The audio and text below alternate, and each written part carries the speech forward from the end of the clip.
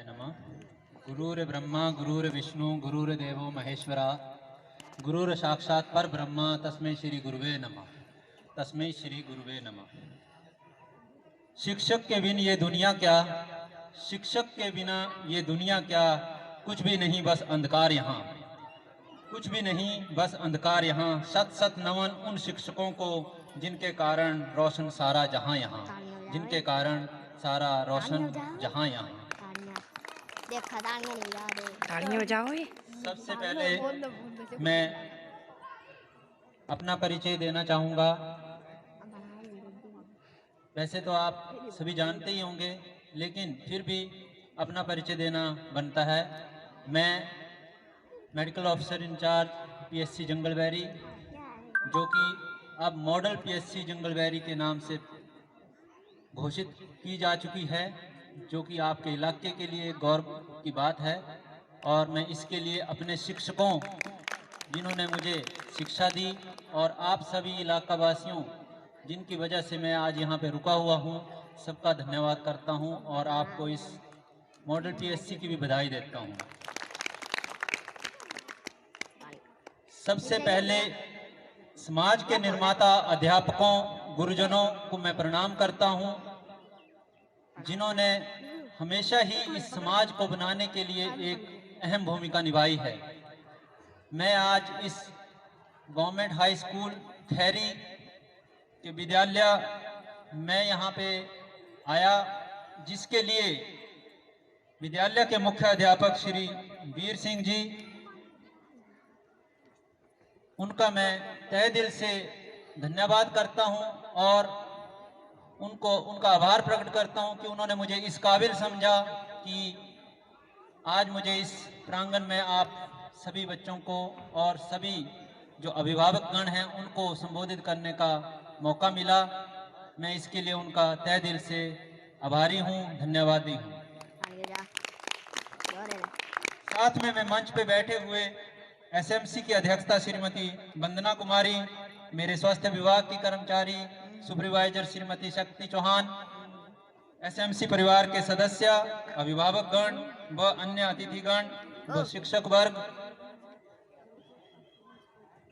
और परम आदरणीय सम्माननीय मेरे गुरुजी श्री अश्विनी जी, और विद्यार्थियों, प्यारे बच्चों, मैं आप सबका बार बार दिल से धन्यवाद करता हूं और आभार व्यक्त करता हूं। जैसा कि मैंने समाज निर्माता के बारे में कहा, तो ये शिक्षक ही आपकी सबसे बड़ी पहचान होते हैं और शिक्षक के बिना इस समाज का कभी भी निर्माण नहीं हो सकता। जिनके मार्गदर्शन में ये उत्सव आज मनाया जा रहा है, मैं फिर से दिल की गहराइयों से मुख्य अध्यापक श्री वीर सिंह जी का धन्यवाद करता हूं और उनको बधाई देता हूं। यहाँ पर जैसा कि मुख्य अध्यापक जी ने कहा कि इस स्कूल में जो संख्या है काफ़ी दिन प्रतिदिन कम होती जा रही है, प्राइमरी विंग में भी और आगे मिडिल विंग में भी और हाई विंग में भी।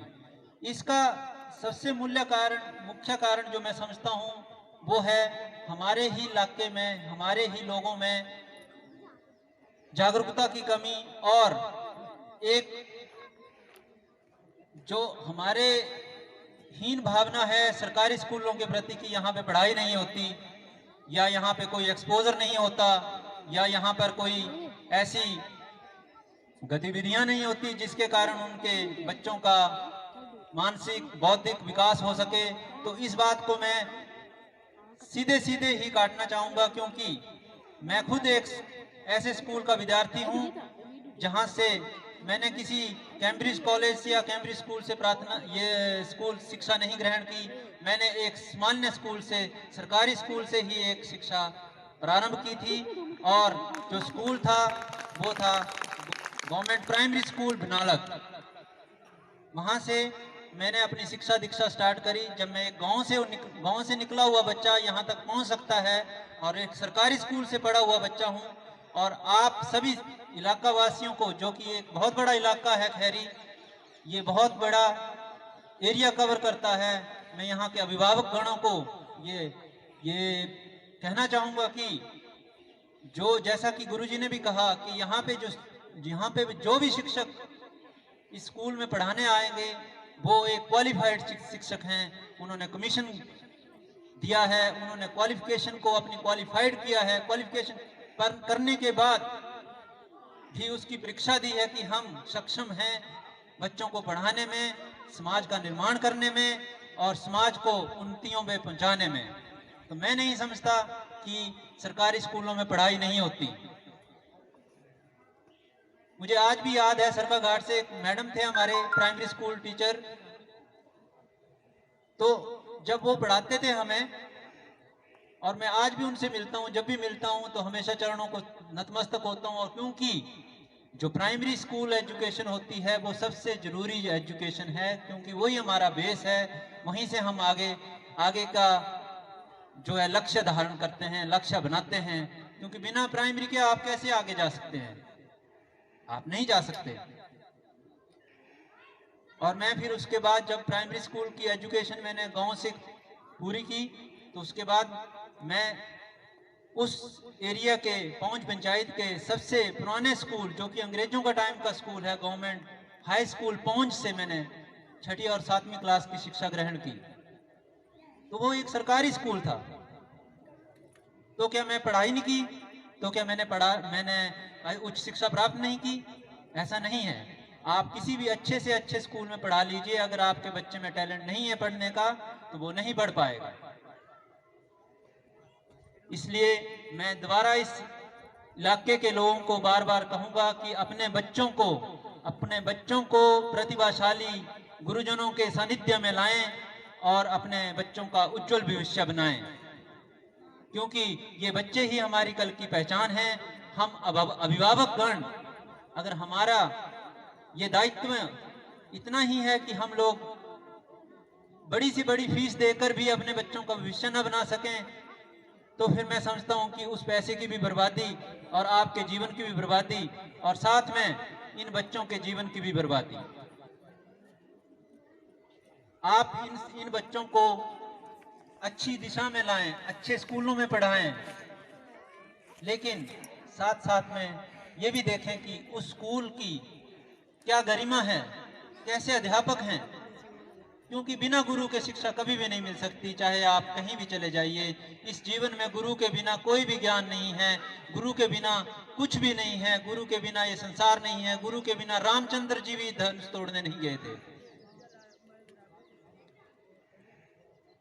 जब स्वयंवर हुआ तो रामचंद्र जी भी बारंबार उस धनुष को देखते रहे, और लेकिन इशारा जब तक गुरु का नहीं हुआ तब तक वो अपनी सीट से नहीं उठे। ऐसा गुरुत्वाकर्षण एक अच्छे गुरुओं में ही हो सकता है, और एक अच्छा गुरु ही जानता है कि किस तरह से अपने शिष्य को कहां पे किस तरह से उसको आगे उठाना है और किस तरह से उसकी प्रतिभा को निखारना है। तो ये बार बार मेरी रिक्वेस्ट रहेगी, बार बार इस एरिया के लोगों से रिक्वेस्ट रहेगी कि मैं सिर्फ अपना उदाहरण इसलिए दे रहा हूं, अपना मुंह मियां मिट्ठू इसलिए नहीं होना चाह रहा हूं कि हाँ कि मैं देखो कितना बड़ा डॉक्टर बन गया या कितना बड़ा डॉक्टर हूं। मैं कोई बड़ा डॉक्टर नहीं हूं। सबसे बड़ा डॉक्टर नीली छतरी वाला है, और जब तक उसकी कृपा है तब तक ही हमारे हाथ काम करते हैं, तब तक ही हम सांस ले पाते हैं, तब तक ही हम किसी की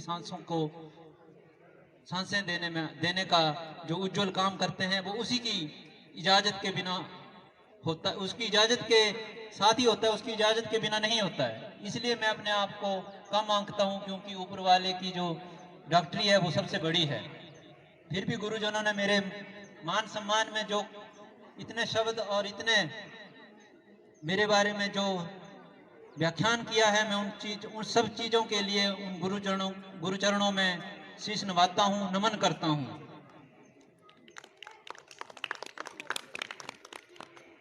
और पुनः स्कूल के अध्यापक और स्कूल के गुरुजनों का धन्यवाद करता हूं, जिन्होंने मुझे इस काबिल समझा।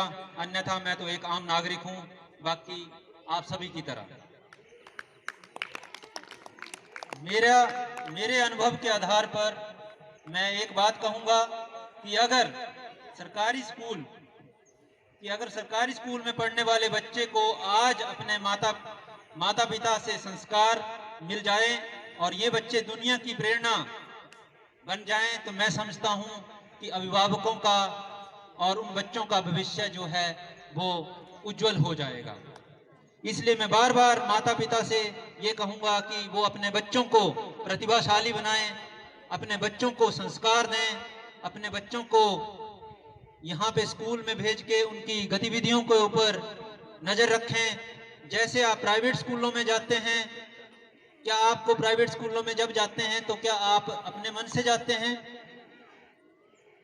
आप जाते हैं और वहां पे जाके पीटीएम होती है, पेरेंट्स मीटिंग होती है, तब आप बड़ी खुशी खुशी जाते हैं। आप वैसे ही अगर सरकारी स्कूलों में आए अपनी पीटीएम में, तो आप अध्यापकों से वैसे ही क्वेश्चन पूछें जब आप प्राइवेट स्कूल में जाते हैं। तो मैं नहीं समझता कि आपके बच्चों में कोई कमी रह जाएगी। और मैंने यहाँ पे देखा कि तरह तरह के सांस्कृतिक कार्यक्रम किए गए, तरह तरह के बच्चों ने प्रोग्राम किया, छोटी बच्चियों से लेके प्राइमरी विंग से लेके हाई स्कूल तक के बच्चों में जो प्रतिभा मैंने देखी, वो इतने कम समय में जो उन्होंने अपना ये कार्यक्रम प्रस्तुत किया, ये तारीफ काबिल है। मैं इन सभी बच्चों को बहुत बहुत बधाई देता हूं कि इन्होंने इतने कम समय में बच्चों बहुत ही अच्छी प्रस्तुतियां आपने दी। आप बार बार इस बधाई के पात्र हैं और मैं आपको साधुवाद देता हूं। मैं थोड़ा सा बच्चों की दुनिया के ऊपर ही बोलना चाहूंगा, क्योंकि आज बच्चों का ही दिन है।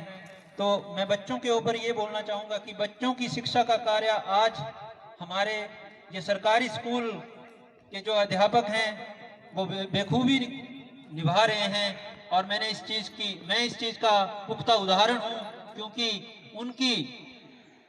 उनकी जो सरकारी स्कूल के अध्यापकों की जो मेरे ऊपर कृपा थी, जिसकी वजह से मैं आज यहाँ पे देश विदेश में जाकर अपनी प्रतिभा को निखार पाया।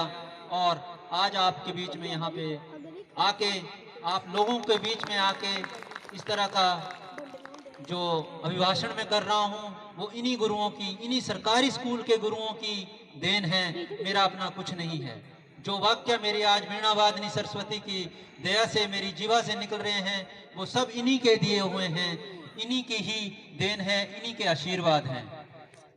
मगर आयु के अनुसार इन बच्चों को अगर कहीं ना कहीं अभिभावकों की हिम्मत और हौसले मिल जाएं तो क्या बात है। अगर अभिभावकों की थोड़ी सी संस्कार और हिम्मत और हौसला इन बच्चों को मिल जाए तो सही मायने में क्या बात है, इन बच्चों के जैसा कोई भी प्रतिभाशाली नहीं हो सकता। कहीं ना कहीं अभिभावकों की ये कमी रहती है कि वो अपने बच्चों को घरों में जब जाते हैं तो वो हिम्मत नहीं देते हैं, हौसला अफजाई नहीं करते हैं, और दोष सारा का सारा जो है वो हमारे गुरुजनों के सिर मर देते हैं। सेम चीज जैसे मैं डॉक्टर हूँ, तो कोई एक मरीज अगर ठीक नहीं हुआ मान लो, तो बोलेंगे नहीं नहीं बड़ी गर्म दवाई दे दी, मैं ठीक नहीं हुआ, है ना। तो ऐसा है कि गर्म दवाई कोई नहीं होती है, ठंडी दवाई कोई नहीं होती है, कि होती है ठंडी और गर्म दवाइयाँ। मैंने आज दिन तक मेरा 15-16 साल का इंक्लूडिंग माई स्टडी 16-18 लगभग मोर देन 18 साल का एक्सपीरियंस हो गया, लेकिन मैंने आज दिन तक किसी भी दवाई की चिट पे या किसी भी दवाई के पन्ने पे ये नहीं देखा कि ये दवाई गर्म है, ये दवाई ठंडी है, इस दवाई से आराम होता है, इस दवाई से आराम नहीं होता है। ये एक डॉक्टरी जो है वो एक रिसर्च है, एक प्रैक्टिस है, और गुण की बात है कि किसके हाथ कितना गुण है और कितनी शिद्दत से वो उस गुण को निखार रहा है और कितनी शिद्दत से वो प्रैक्टिस कर रहा है। वो सेम गुरुजन भी ऐसे होते हैं। कोई भी गुरु ये नहीं चाहता कि मेरा स्टूडेंट जो है फेल हो जाए या समाज में ऊंचाइयों में ना पहुंचे। वैसे ही कोई भी डॉक्टर ये नहीं चाहता कि उसका मरीज मर जाए या उसके मरीज के साथ कोई अनहोनी हो जाए, ऐसा कोई भी डॉक्टर नहीं चाहता। लेकिन फिर भी उनके ऊपर इल्जाम लगते हैं, उनके ऊपर कई तरह के लांछन लगाए जाते हैं कि नहीं ये ऐसा वैसा, लेकिन कोई बात नहीं, उसकी परवाह हमें क्यों। हम तो कर्म पथ पे चले हैं, कर्म योगी हैं, तो कर्म योग ही हमारा सबसे बड़ा महत्वपूर्ण। गीता में लिखा है कर्मस्य फलम, छोटा सा शब्द है लेकिन इसका बहुत बड़ा अर्थ है। कर्मस्य फलम का मतलब है कर्मों का ही फल। जो मैं काम करूंगा उसका कर्म जो है वो ऊपर चित्रगुप्त लिख रहा है। जो अध्यापक, जो एक अच्छा अध्यापक होगा वो अपने काम से काम करेगा और अच्छे से अपने स्टूडेंट को तैयार करेगा। उसको जरूरत नहीं है कि कोई उसकी तारीफ में कुछ बोले, उसको कुछ किसी भी तरह का अवार्ड नहीं चाहिए। लेकिन जिस दिन वो ही लड़का, वो ही लड़की जब समाज के उच्चतम स्तर पे पहुंचता है, वो अवार्ड उस गुरु को मिल जाता है। वैसे ही डॉक्टर का जब मरीज ठीक हो जाता है, जब उसको खुशी खुशी देखता है किसी धाम में बैठे हुए खाते हुए, तो देखता है कि नहीं ठीक है, अच्छी बात है कि अच्छे से खाना खा रहा है अपने स्वास्थ्य के साथ, बहुत अच्छी बात है, ये उसका रिवॉर्ड है। तो इसलिए मैं अभिभावक गणों से ये बार बार इस इलाके के, अगर मेरे तमाम आवाज यहाँ पे जा रही है तो मैं बार बार ये कहूँगा, गुजारिश करूँगा इन करबद्ध हाथों से कि अपने बच्चों को सरकारी स्कूलों में पढ़ाएं। यहाँ पे गुरुओं का बहुत बड़ा पैनल है जो कि क्वालिफाइड होके आता है और इनके पास बहुत ही ज़्यादा प्रतिभा है। इस प्रतिभा का फायदा उठाएं और अपने बच्चों को प्रतिभाशाली बनाएं। शिक्षक एक विचार देता है, शिक्षक एक विचार ही दे सकता है और उस विचार को सफलता का सूत्र बनाता है, जिसकी वजह से जो बच्चा सफल होता है उसका क्रेडिट जो है फिर माँ बाप और समाज को मिलता है। उस विचार को सोचने और उसे हरा भरा रखने में जितना कर्तव्य शिक्षकों का है उतना ही माँ बाप का होता है। हो सकता है कोई विद्यार्थी पढ़ाई में औसत अंकों से पास होता है, हो सकता है कि कोई विद्यार्थी पढ़ाई में औसत अंक लेकर पास हो, परंतु अगर उन्हें संस्कार और आदर्शों का सहारा मिल जाए तो ये कामयाबी का नया इतिहास लिख सकते हैं। ये बच्चे प्रतिभाशाली हैं और इनमें कामयाबी की मैंने झलक देखी है जो कि इस स्कूल में मुझे नजर आई है। तो इन प्रतिभाशाली बच्चों को कामयाब बनाइए और अपने इस एरिया का, इस क्षेत्र का, देश का, सारी जगह में नाम हो। ऐसे बच्चों को आप अपने घरों से संस्कार दीजिए और फिर उसके बाद शिक्षकों के सानिध्य में लाकर इनको पारंगत कीजिए। इसलिए मैं अपने भाषण में फिर से बार बार यही कहूंगा कि हम अभिभावक गण सरकारी स्कूल में पढ़ने वाले बच्चों का हौसला बनाएं, बल्कि समय समय पर स्कूल में बच्चों के बारे में शिक्षकों से मिलें, उनकी गतिविधियों के बारे में जानें। बच्चों को बहुमुखी प्रतिभाशाली बनाने के लिए शिक्षकों का साथ दें। विद्यार्थियों के माता पिता और शिक्षकों के तालमेल से उनके जीवन में सफलतम निर्माण होगा। ये बार बार मैं इसलिए कह रहा हूं क्योंकि आज के बच्चे ही कल का भविष्य हैं और यही कल के नेता भी हैं, यही कल के राष्ट्र निर्माता भी हैं।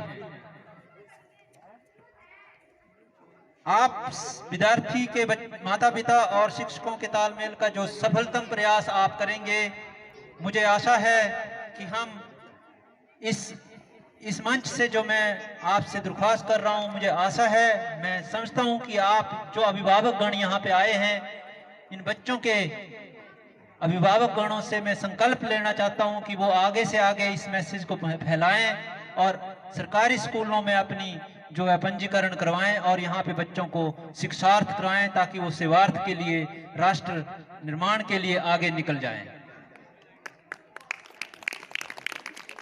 अंत में मैं बहुत सारा समय नहीं लूंगा क्योंकि मेरे पास भी थोड़ा सा समय का अभाव है।